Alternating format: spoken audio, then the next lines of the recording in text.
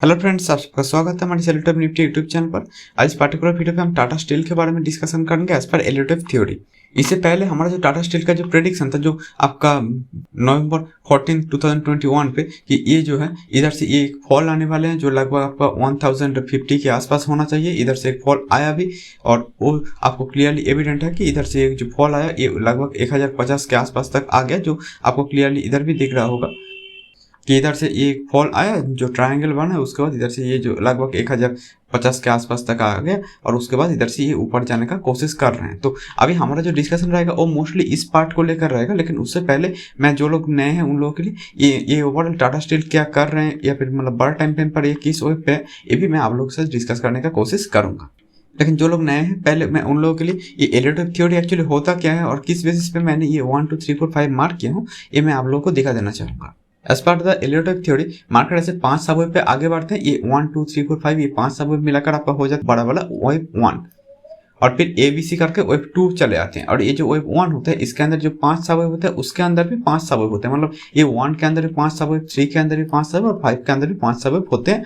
और second number fourth होता है आपका प्रॉफिट बुकिंग, यानी कि एक रिट्रेसमेंट जोन, जिसको आप एक छोटा मोटा टाइम फ्रेम का करेक्शन भी बोल सकते हैं। और ऐसे करके मार्केट 1 बनाते हैं, ये 5 सबवेव मिलाकर।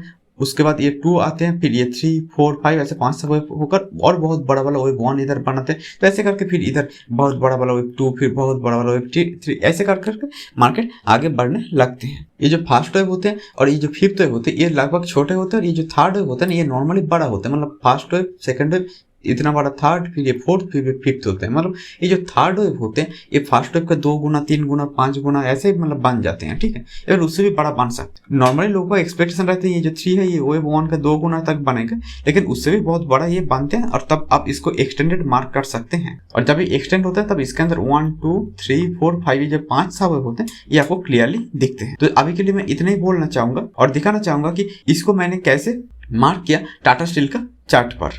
तो चलिए मेन चार्ट पे चलते हैं। नॉर्मली ये जो है आपको 1 हो गया, ये 2 हो गया, ये आपका हो गया बड़ा वाला 3, और मुझे लगता है कि बड़ा वाला 4 हो रहा है। उसके बाद ये जो फिफ्थ सबवेव, मतलब जो 5वीं सबवेव है ये फिफ्थ सबवेव के लिए ऊपर जा रहा होगा। और ये जो बड़ा वाला 3 है इसके अंदर ये 5 सबवेव जो है वो नॉर्मली बहुत क्लियरली दिख रहे हैं। ये जो है आपका वेव 1 2, ये है आपका 3, ये आपका 4 और ये आपका 5। और ये जो 1 2 3 4 5 है इसके अंदर भी अगर आप सबवेव देखना चाहिए, जैसे कि ये 1 2 3, ये आपका हो गया एक 4 और ये हो रहा है आपका 5, तो ये मिलाकर ये 3 बनाते हैं। और ये वाला जो आपका 5 है, ये छोटा वाला 5 मतलब ये बड़ा वाला 3 के अंदर जो फिफ्थ वेव है इसके अंदर भी आपको अगर देखना चाहे तो 5 सब आपको क्लियरली दिख रहा होगा कि ये है 1, ये 2, ये आपका 3, ये 4 और ये हो रहा है आपका एक 5। और इसके अंदर भी अगर आप देखना चाहिए 1 2 3 4 5 ऐसे कुछ इधर हो रहे हैं। और उसके बाद मार्केट इधर से ये जो आपका बड़ा वाला 3 को कंप्लीट किया, उसके बाद इधर से ये फोर्थ के लिए ये A बनाए, ये B पे एक ट्रायंगल बनाए, फिर ये C के लिए नीचे चले आए। तो नवंबर महीने का मेरा जो वीडियो था उधर मैं प्रेडिक्ट किया था कि इधर से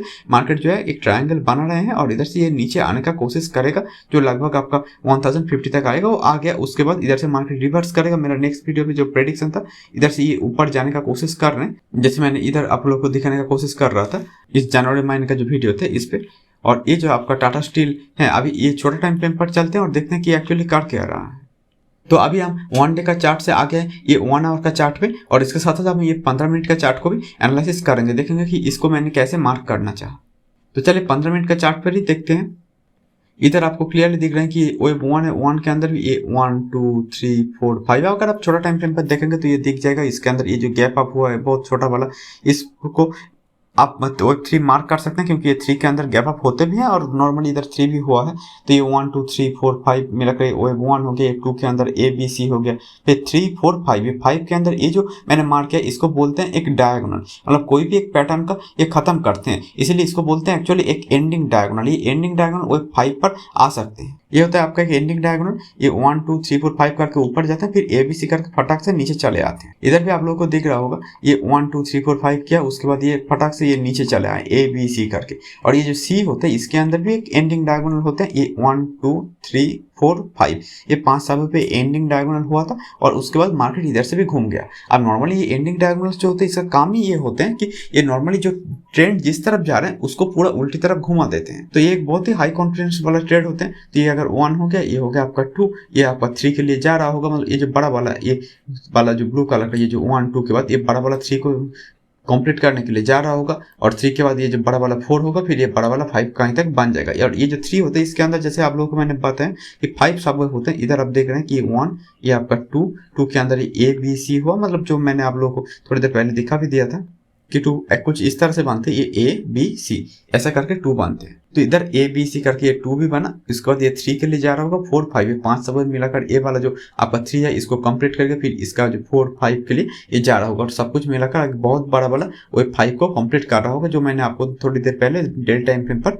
दिखाया था। और ये सब जो भी ये ABC ऐसा कुछ करेक्शंस हुआ है, इसको भी मैं थोड़ा डिस्कस कर देना चाहूँगा। देखिए करेक्शंस ऐसा होता है, नॉर्मली एक होते हैं कि एक जिगजैग और दूसरा होता है फ्लैट, और उसके बाद भी थोड़ा कॉम्प्लिकेटेड पैटर्न्स होते हैं जिसको आप कुछ इस तरह से भी देख सकते हैं, WX Y X Z ऐसे करके, इसको आप 3 3 3 3 डबल जिगजैग ट्रिपल जिगजैग ऐसे भी बोलते हैं। तो अभी उतना दूर जाने का हमको जरूरत नहीं, इधर हुआ है ये ABC। Normally as per the Elliott wave theory इसको बोलते हैं एक जिगजैग करेक्टिव पैटर्न। जिगजैग मतलब ये A जहाँ से शुरू हुआ है, मतलब A का जो स्टार्टिंग पॉइंट है ये B वहां तक नहीं गया, और ये जो C है ये जहां पर खत्म किया उससे ऊपर चला गया, तो इसको बोलते हैं जिगजैग। ये अगर आपस में समन हो गया तो इसको बोलते हैं रेगुलर फ्लैट, और ये तो आपका इरेगुलर फ्लैट। इसका मतलब जहां पर ये B है ये जहां से शुरू हुआ है उससे नीचे चले जाते हैं, और C जो होते हैं ये जहां पर खत्म हुआ है उससे ऊपर चले जाते हैं। और ये जो रनिंग फ्लैट हुआ है, रनिंग फ्लैट का मतलब ये B ये जहां से शुरू हुआ उससे नीचे तो आया, लेकिन C जहां पर ये खत्म हुआ इसकी तरह नहीं गया, ये बीच में कहीं खत्म करके चला आया नीचे की तरफ, मतलब जो इसका मेन ट्रेंड है उस तरफ चला गया,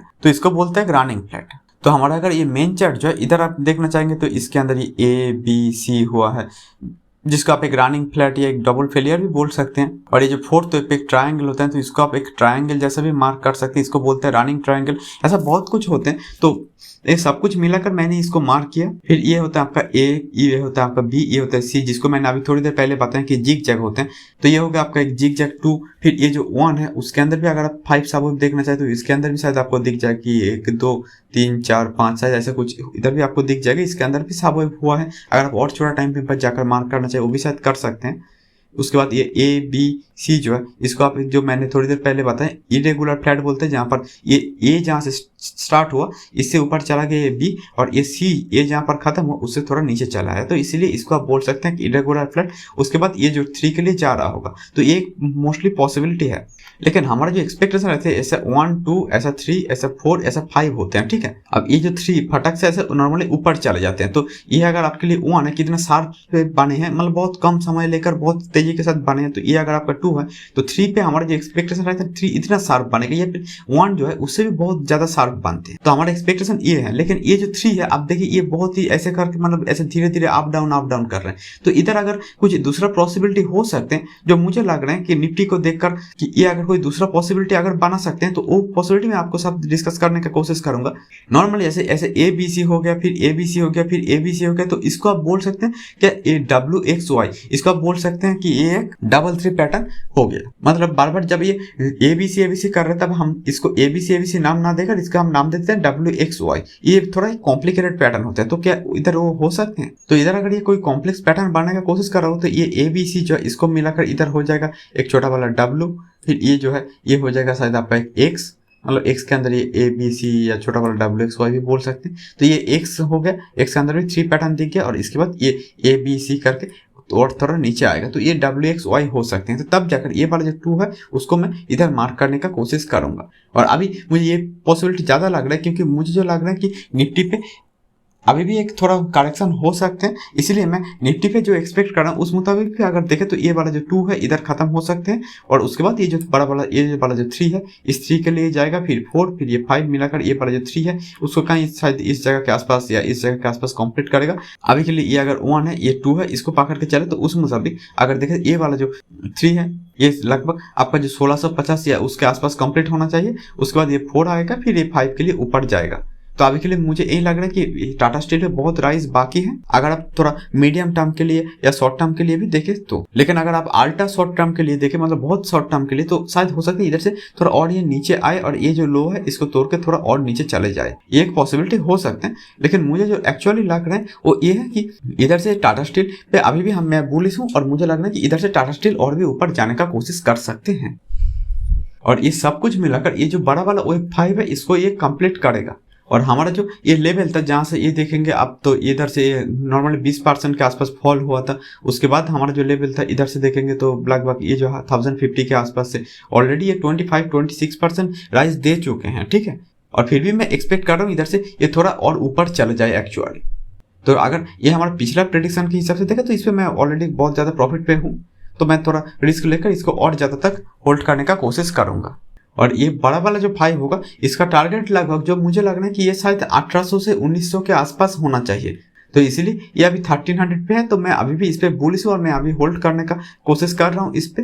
लेकिन ये जो राइज होगा इसको आप एक्सपेक्ट नहीं करें कि ये इतना शार्प राइज होगा, ठीक है। ये थोड़ा धीरे धीरे राइज होगा, मतलब शार्प हो सकता है लेकिन इतना शार्प नहीं होगा। इतना तेजी इधर नॉर्मली नहीं दिखती है 5th वेव के अंदर। तो आप लोग को अगर मेरा ये वीडियो अच्छा लगा तो kindly like, comment, share and subscribe कीजिए। और अगर फिर भी कोई क्वेरी हो या फिर मेरा जो नया एलिट का बैच स्टार्ट हो रहा है उस पर अगर एनरोल होना है तो काइंडली व्हाट्सएप नंबर पर मुझसे जोड़ सकते हैं। तो अभी के लिए इतना ही। Thank you and good bye.